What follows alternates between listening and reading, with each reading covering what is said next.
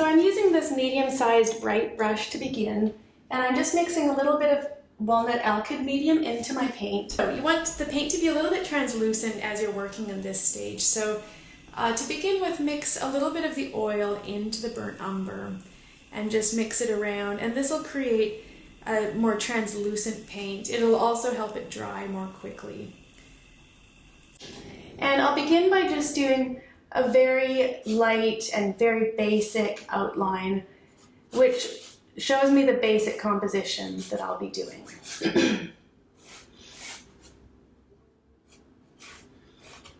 And this might be out of proportion at this stage, you know, it doesn't really matter. We'll be honing it more as we go. For now, this is just to give me a basic indication of the composition that I'll be using. There, so I think that that's a very pleasing position for the head on the canvas. I'm varying the amount of space around the head.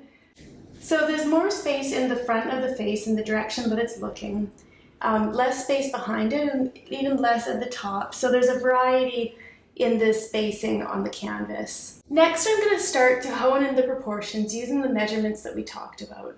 So we remember that the eyes are slightly lower than centered on the face. So I'll replicate that on my canvas. Let's see, just a little bit lower. Okay, so the eyes are about here. And to begin with, I'm just putting dots and lines, and I'm still using very thinned down oil paint. You don't want to be putting any dark outlines on your canvas at this point, so using a thinned down oil paint will be good at this stage. The next thing we want to check is the height of the head versus the width. So we remember that the width of the head is just under the height of the head. And again, with comparative measuring, you basically replicate that proportion on your canvas. So we'll just replicate that, and that looks like a similar sort of proportion ratio. Maybe this could just slightly come out. Next are the 3 equal thirds. From the bottom of the chin to the bottom of the nose to the eyebrow line, and then the eyebrow line to the hairline. And the hair at the very top is about 3/4 in this case of one of the 1/3 measurements. I'll start to put that on my canvas, and it sometimes takes a little bit of shifting around to get this accurate. Yeah, so this will just move down a little bit. The 1/3 is going to be slightly smaller than my initial one. And that looks good. So now we've got a lot of information here. We've got the eyebrow line here, the eye line here, the bottom of the nose here, and the chin's here. Next, we want to get the width of the face itself, and I remember that that's basically 2 of the 1/3 measurements wide. So the eyebrow line is 2 1/3 measurements. So the hair will come about here, and the hair itself was just under one of the 1/3. Okay, so now we're starting to get a lot of information in just with a few lines and dots. I also want to take a moment to mark some of the key body features and make sure that we get them accurately proportioned as well. So I'm going to do a horizontal plumb line from this point on the shirt here and extend it across to see what the space looks like below the chin. And I think that this will work. We're going to come at it from a few different ways. With a horizontal plumb line, I can see that the back shoulder is a little bit higher than this point here, which mine is. So next we're going to start to measure angles to further delineate this portrait.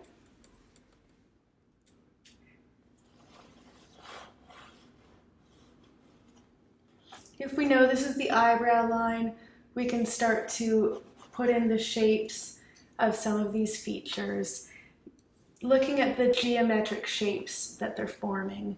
The eyebrows get a little bit wider at the front.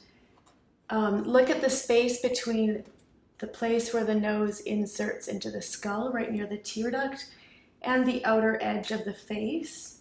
It can be common to make this space a little bit too wide. I'm just going to use my rag to wipe out some of the lines that we don't need as we go.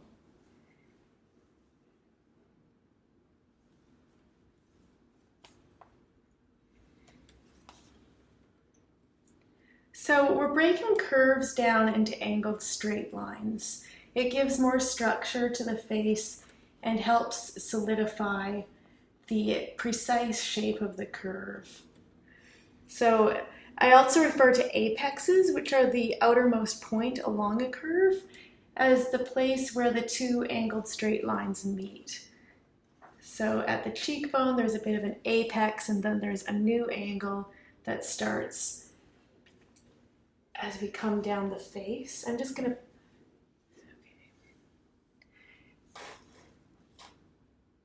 So you can see how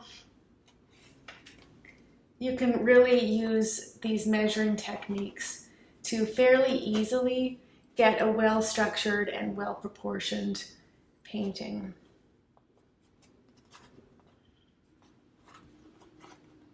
The mouth, the center of the mouth, sits slightly higher than the center of this 1/3 measurement.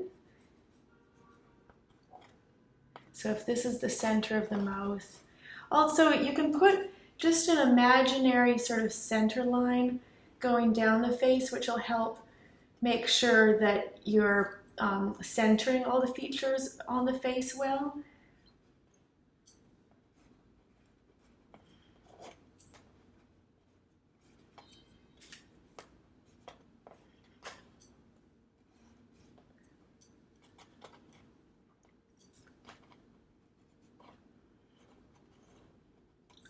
And we remember that the tear duct of the eye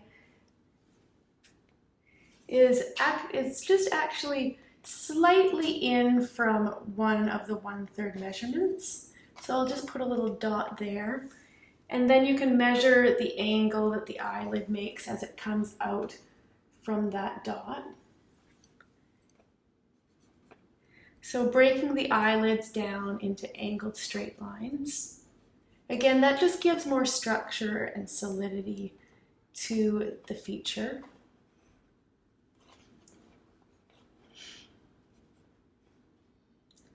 And I don't want to go into tons of detail with the eyes yet, or with any of the features. We're still looking to first get the main shapes in.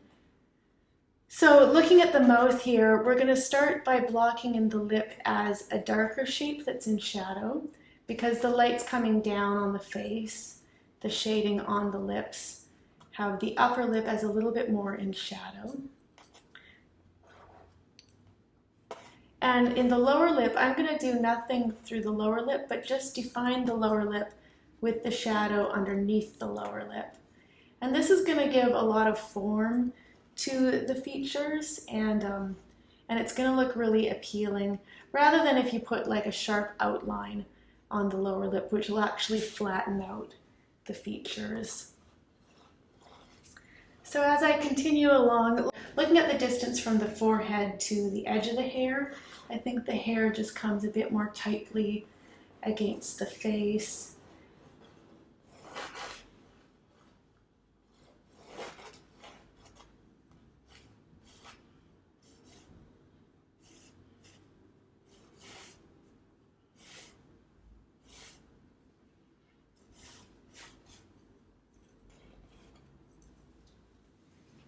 And I'm going to lighten up some of this center line and any other lines that aren't necessary anymore. We can also take a horizontal plumb line and just check the horizontal alignment of the features. There's just an ever so slight tilt to the eyebrows here. And there's a slight tilt to the eyes.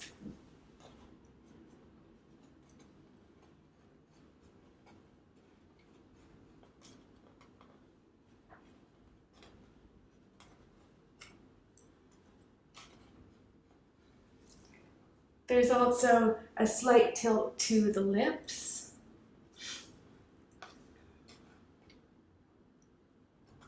So I'm marking in dots at the two corners to signify the tilt.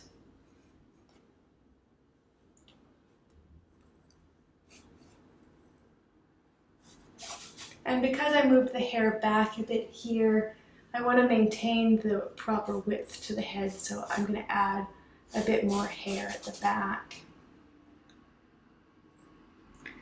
I'm going to check the vertical alignment with a vertical plumb line along this point, and it comes to right about here where the hair is meeting the eyebrow, so somewhere around there. We can also do an angle measurement for the line of the hair here. It's coming at just a bit of an angle.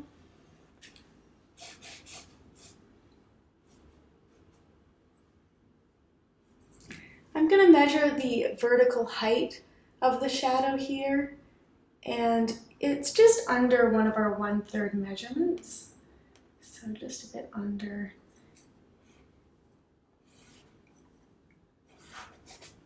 And I'm going to start to fill in the shadows. This will help me see more accurately what the shapes of the shadows are forming, and it'll help me see the drawing more accurately. And remembering that the hair is part of the ball of the face, so the shadow that's coming through here is continuing through the hair. I've got me up against a cool wall, so there's some cool reflected light coming in.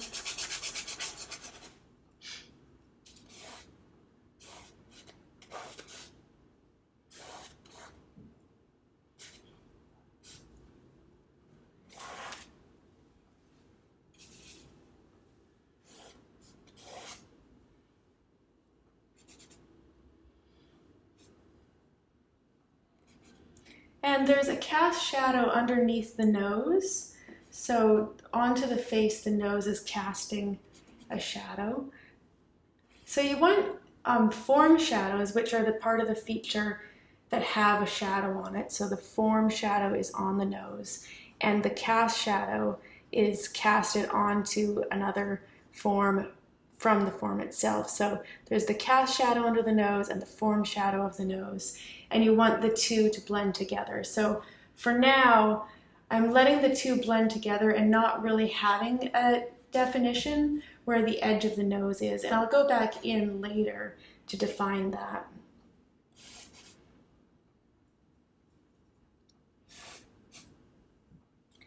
And I also want to continue with the body and make sure that I'm spending a bit of time getting a nice, well-proportioned body in, so that when I move to color in the next stages, I'll be able to just move more quickly and have a lot of fun with it. And I'm just going to move the shirt up a bit to keep it in the frame. I've composed my painting slightly differently than the photo, focusing more in on the face.